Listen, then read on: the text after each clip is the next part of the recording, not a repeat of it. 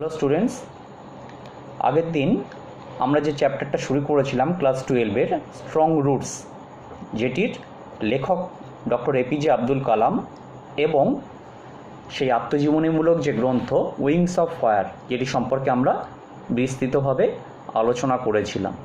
আজকের আমরা টেক্সটটা আলোচনা করব, অতএব টেক্সটটা দেখা যাক। প্রথমেই বলি স্ট্রং রুটস। এই যে রুট মানে কি? মূল। এই মূলটা কিন্তু এখানে ডাবল মিনিং বা দ্ব্যর্থক অর্থে ব্যবহৃত হয়েছে। এক হচ্ছে কি, bonding with the family. Abdul কালামের নিজের পরিবারের সঙ্গে তার যে বন্ডিং বা সম্পর্ক, সেটাকে বর্ণনা করা হয়েছে বা সেটাকে বোঝানো হয়েছে। দ্বিতীয় হচ্ছে relationship with the values of life. জীবনের মূল্যবোধের যে দাম বা অর্থ বা জীবনের মূল্যবোধের যে সম্পর্ক আমাদের সাথে, সেটাকেও এই রুট শব্দটি দ্বারা বোঝানো হয়েছে। অতএব স্ট্রং রুটস মানে হচ্ছে শক্তিশালী যে বন্ধন বা শেকড়ের যে টান, শেকড়ের যে বন্ধন, সেটিকেই বর্ণনা করা হয়েছে। মানে ডক্টর আব্দুল কালাম তার পরিবারের সাথে কতটা নিবিড়ভাবে যুক্ত ছিলেন, তারই একটা সংক্ষিপ্ত টাইটেল স্ট্রং রুটস হিসাবে এখানে দেওয়া হয়েছে। I was born into a middle class Tamil family in the island town of Rameshwaram. I means obviously doctor Kalam. পুরোটাই ফার্স্ট পার্সন ন্যারেটিভে, যেহেতু এটা একটা অটোবায়োগ্রাফি। তো আমার জন্ম ইন্টু আ মিডিল ক্লাস, একটা মধ্যবিত্ত তামিল পরিবারে। তারা ছিল তামিলনাড়ুর বাসিন্দা, অতএব একটি তামিল পরিবারে, মধ্যবিত্ত পরিবারে আমার জন্ম। In the island town of Rameswaram. Island town means একটা দ্বীপ শহর। কোথাকার দ্বীপ শহর? শহরটার নাম হচ্ছে রামেশ্বরম। কোথায় এই রামেশ্বরমটি অবস্থিত? In the erstwhile. Erstwhile means former. Former means পূর্বেকার। যে শহরটার পূর্বেকার নাম ছিল বা অবস্থিত ছিল ম্যাড্রাস স্ট্রেট। ম্যাড্রাস মিন্স যার এখনকার নাম হচ্ছে চেন্নাই, সেটাই তখন পরিচিত ছিল ম্যাড্রাস নামে। তো সেই মাদ্রাস রাজ্যের একটি দ্বীপ শহর রামেশ্বরম, সেই রামেশ্বরমের একটি মধ্যবিত্ত তামিল পরিবারে আমার জন্ম। মাই ফাদার, আমার বাবা, যার নাম ছিল Zainul Abedin, had neither much formal education nor much wealth.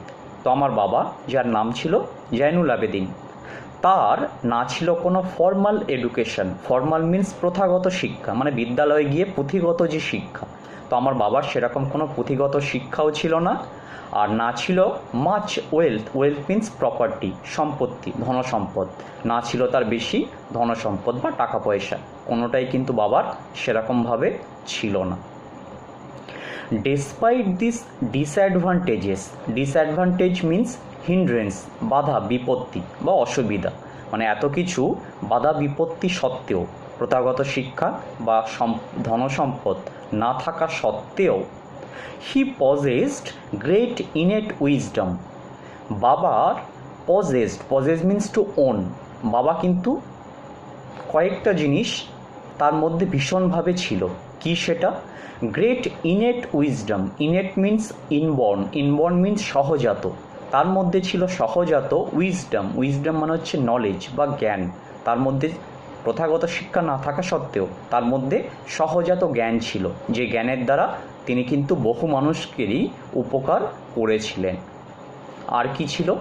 A true generosity of spirit. Generosity মানে হচ্ছে মহানুভবতা, আর স্পিরিট মিন্স সোল, আত্মা। তার আত্মাটা বা তার মনটা ছিল কেমন?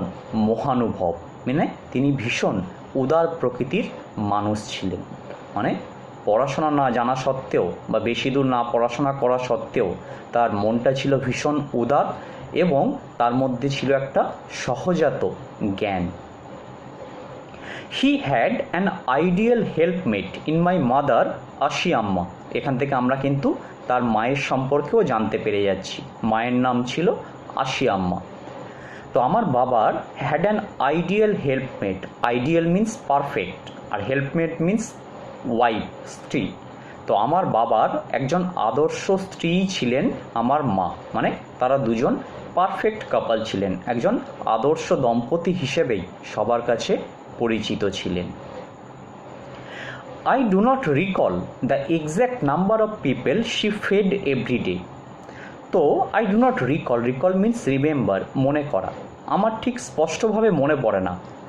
Exact number of people, exact means actual, প্রকৃত, যে ঠিক কতগুলো লোক বা কতগুলো মানুষ শি ফেড, কতগুলো মানুষকে আমার মা প্রতিদিন, ফেড মানে হচ্ছে খাওয়ানো বা খাবার দেওয়া, আমার মা খাওয়াতেন এভরিডে, প্রতিদিন। মানে কি হতো, আমাদের বাড়িতে প্রতিদিনই অনেক সংখ্যক লোক বাইরে থেকে আসতো, যাদেরকে আমার মা নিজে হাতে খাবার দিতেন। তো কত লোক আসতো এটা সম্পর্কে আমার কোনো ধারণা নেই, but I am quite certain means নিশ্চিত, কিন্তু আমি একটা বিষয়ে নিশ্চিত ছিলাম, that far more outsiders means people from outside our house, বাড়ির বাইরের লোক, ate with us than all the members of our own family put together. একটা বিষয়ে আমি নিশ্চিত ছিলাম, আমাদের বাড়ির যতজন সদস্য মিলে খেতাম তার থেকেও অনেক বেশি লোক যারা বাইরের, তারা আমাদের বাড়িতে এসে খাওয়া দাওয়া করত এবং আমার মা নিজেই তাদের হাতে করে তাদেরকে খাবার পরিবেশন করতেন। অতএব এখান থেকে বোঝা যাচ্ছে যে তার মাও কতটা উদার প্রকৃতির ছিলেন, যে শুধুমাত্র আমাদের বাড়ির লোককে খাইয়েই তিনি কিন্তু ক্ষান্ত হতেন না, বাইরের মানুষকেও কিন্তু ভীষণ সেবা করতেন। যারা খেতে পেত না তারাও আমাদের বাড়িতে এসেই খাওয়া দাওয়া করত, এবং যাদের সংখ্যাটা ছিল আমাদের বাড়ির সদস্যের সংখ্যার থেকেও অনেক বেশি। My parents were widely regarded as an ideal couple. তো আমার বাবা মা widely regard means to look আপন, আমার বাবা মাকে সমস্ত মানুষ বা মানুষের চোখে আমার বাবা মাকে কী হিসাবে দেখা হতো, as an ideal couple means দম্পতি, একজন আদর্শ দম্পতি হিসেবে দেখা হতো, মানে একজন আরেকজনের জন্য ছিল একদমই পারফেক্ট। তো সেই আদর্শ দম্পতি হিসেবেই সবাই আমার বাবা মাকে দেখতেন বা সম্মান করতেন। My mother's lineage was the more distinguished. যদি বংশ পরিচয় আমরা দেখতে চাই তাহলে আমার মায়ের যে লিনেজ মানে হচ্ছে অ্যানসেস্ট্রি, বংশমর্যাদা, আমার মায়ের যে বংশমর্যাদা সেটা কিন্তু was the more distinguished means respectable, সেটা আমার বাবার পরিবারের থেকে একটু বেশি সম্মানীয় ছিল, মানে মায়ের বংশ একটু বেশি সবার কাছ থেকে সম্মান পেত। কিভাবে তিনি এটা ব্যাখ্যা করছেন তার পরের অংশেই সেটা তিনি এক্সপ্লেন করছেন। কীরকম, one of our forebears means ancestor, পূর্বপুরুষ, আমার মায়ের পরিবারের কোনো একজন পূর্বপুরুষ, মানে মায়ের দিক থেকে কোনো একজন পূর্বপুরুষ, having been bestowed means given as a mark of respect, সম্মান প্রদর্শনার্থে যে উপাধি দেওয়া হয়, যেমন আমাদের দেশে পদ্মবিভূষণ বা পদ্মশ্রী, ভারতরত্ন ইত্যাদি যে বিভিন্ন সম্মান প্রদর্শন করা হয় বিভিন্ন উপাধি দিয়ে, সেরকম আমার মায়ের পূর্বপুরুষদেরও একজন এরকম একটা উপাধি বা খেতাব পেয়েছিলেন। কি, দ্য টাইটেল অফ বাহাদুর। কী ছিল সেই টাইটেলটা বা খেতাবটা? বাহাদুর। কাদের কাছ থেকে পেয়েছিলেন? By the British. মানে আমার মায়ের যে বংশ পরম্পরা বা বংশ মর্যাদা সেটা ছিল একটু বেশি সম্মানীয়। কীরকম না, আমার মায়ের বংশের কোনো একজন পূর্বপুরুষ ব্রিটিশদের কাছ থেকে বাহাদুর সম্মানটি পেয়েছিল। তখনকার দিনে ব্রিটিশদের কাছ থেকে এই সম্মান পাওয়াটা ছিল একটা বিশেষ মর্যাদার মতো। অতএব সেই মর্যাদা আমাদের মায়ের কোনো একজন পূর্বপুরুষ পেয়েছিলেন। অতএব সেদিক থেকে দেখতে গেলে আমার মায়ের যে পূর্বপুরুষ বা বংশমর্যাদা ছিল একটু বেশি সম্মানীয়। এর পরের প্যারাগ্রাফে তিনি বর্ণনা করছেন তার নিজের পরিবার সম্পর্কে। I was one of many children, অনেকগুলো সন্তানের মধ্যে আমি ছিলাম একজন। কেমন ছিলাম আমি তারই বর্ণনা দিচ্ছেন কালাম নিজেই। আর শর্ট বয়, একটা বেঁটেখাটো ছোটো চেহারার একটি ছেলে, with rather undistinguished looks. Undistinguished means not very attractive, মানে অনাকর্ষীয় বা খুব একটা আকর্ষণীয় নয় এমন। আমাকে কেমন দেখতে ছিল? অনাকর্ষীয়, খুব একটা ভালো দেখতে আমাকে ছিলাম না। Born to tall and handsome parents. কিন্তু বাবা মা কেমন ছিল? টল, দুজনেই ছিল লম্বা, এবং handsome, handsome means good looking, দুজনেই ছিল সুন্দর দেখতে এবং লম্বা। তো তাদের সন্তান হিসেবে আমি ছিলাম বেঁটে এবং খুব একটা আকর্ষণীয় আমাকে দেখতে ছিল না। We lived in our ancestral house. তো আমরা বাস করতাম, কোথায় বাস করতাম? In our ancestral, ancestral means পৈতৃক, বাবার পূর্বপুরুষদের যে বাড়ি, সেই বাড়িতেই আমরা বাস করতাম। Which was built in the middle of the 19th century. যে বাড়িটা তৈরি হয়েছিল 19 শতকের মাঝামাঝি সময়, মানে 1850-55 এইরকমই একটা সময় বাড়িটা তৈরি হয়েছিল। সেই বাড়িতেই আমরা থাকতাম। It was a fairly large pukka house. Fairly means to some extent, pukka মানে হচ্ছে পাকা। তো যে বাড়িটায় আমরা থাকতাম, বাড়িটা মোটামুটি বেশ ভালোই একটা বড় বাড়ি ছিল। কেমন বাড়ি? পুরো পাকা বাড়ি, মানে তখনকার দিনে পাকা বাড়ি মানে একটা সম্ভ্রান্ত পরিবারেরই লক্ষণ। তো আমরা মোটামুটি একটা বড় পাকা বাড়িতে বাস করতাম। Made of limestone and brick. আমাদের বাড়িটা তৈরি ছিল কি দিয়ে? লাইমস্টোন, লাইমস্টোন মিন্স চুনা পাথর, অ্যান্ড ব্রিক, ব্রিক মানে হচ্ছে ইট। চুনা পাথর এবং ইট দিয়েই আমাদের বাড়িটি তৈরি ছিল। কোথায় অবস্থিত ছিল আমাদের বাড়িটি? On the Mosque Street in রামেশ্বরমের।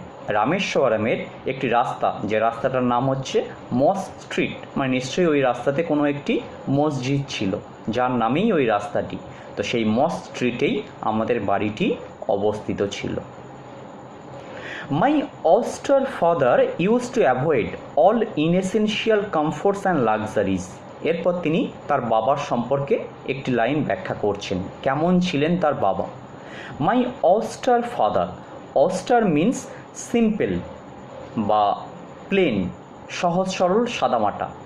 তো আমার সাদামাটা বাবা ইউজ টু অ্যাভয়েড, অ্যাভয়েড মানে হচ্ছে এড়িয়ে চলা, তিনি এড়িয়ে চলতেন। কোন জিনিসগুলোকে আমার বাবা এড়িয়ে চলতেন? অল ইনএসেনশিয়াল, ইনএসেনশিয়াল মানে হচ্ছে অপ্রয়োজনীয়, মানে যেগুলো তার প্রয়োজন ছিল না বেশি, সেগুলোকে তিনি একটু এড়িয়ে চলতেন। ইনএসেনশিয়াল কমফোর্টস, কমফোর্ট মানে হচ্ছে আরাম, আমরা তো সবাই আরামের জীবন চাই। তো তিনি বলছেন আমার বাবা কিন্তু এই আরামের জীবনটাকে একটু এড়িয়ে চলতে, মানে কষ্ট করেই তিনি তার জীবনটাকে কাটাতেন। অ্যান্ড লাক্সারিজ, লাক্সারি মানে হচ্ছে বিলাস দ্রব্য, মানে যেগুলো বিলাসিতার দ্রব্য, সেগুলোকে কিন্তু আমার বাবা একটু এড়িয়েই চলতেন। মানে সহজ সরল সাদামাটা জীবনই আমার বাবা নির্বাহ করতেন। হাউএভার, যাই হোক, all necessities were provided for, provided for means given. তিনি কষ্টে থাকলেও তিনি কিন্তু আমাদেরকে কোনোদিন কোনো কষ্টে থাকতে দেননি। আমাদের যা যা প্রয়োজন সমস্ত কিছুই কিন্তু তিনি সরবরাহ করতেন বা সেগুলোর যোগান তিনি দিতেন। সমস্ত আমাদের চাহিদাগুলোকে তিনি কিন্তু মেটাতেন। ইন টার্মস অফ ফুড, সেটা খাবারের দিক থেকেই হোক, মেডিসিন কোনো ওষুধপত্রের দিক থেকেই হোক, অর ক্লোদিং অথবা জামা কাপড়ের দিক থেকেই হোক, কোনো কিছুর দিক থেকে তিনি কার্পণ্য অন্তত আমাদের ক্ষেত্রে করতেন না। আমাদের যা যা দরকার সব কিছুই তিনি দিতেন নিজে কষ্টে থেকেও। ইনফ্যাক্ট, উপরন্তু I would say mine was a very secure childhood. Secure means safe, নিরাপদ। আমি তো বরং বলবো আমার শৈশবটা ছিল একটা নিরাপদ শৈশব, মানে একটা মাতৃ স্নেহে একটা নিরাপদ আশ্রয়ে আমার শৈশবটা কেটেছিল। মেটেরিয়ালি মিন্স পার্থিব বস্তুর দিক থেকেই হোক, মানে আমাদের জীবনের যে চাহিদা সেই সমস্ত চাহিদার দিক থেকেই হোক, অ্যান্ড ইমোশনালি মিন্স মানসিকভাবে বা মেন্টাল সাপোর্টের দিক থেকে হোক, মানসিক যে সাপোর্ট সেই সব দিক থেকেই সমস্ত সাহায্য কিন্তু আমি আমার বাবার কাছ থেকে পেয়েছিলাম। কোনো কিছুরই অভাব তিনি আমাদের ক্ষেত্রে অন্তত হতে দেননি, সেটা পার্থিব বস্তুই হোক আর মানসিক সাহায্যই হোক, সব রকমভাবেই তিনি সর্বদাই কিন্তু আমাদের পাশে থেকেছেন। আজকের এই পর্যন্তই থাক, নেক্সট দিন আমরা পরবর্তী অংশটি নিয়ে আলোচনা করব। Thank you.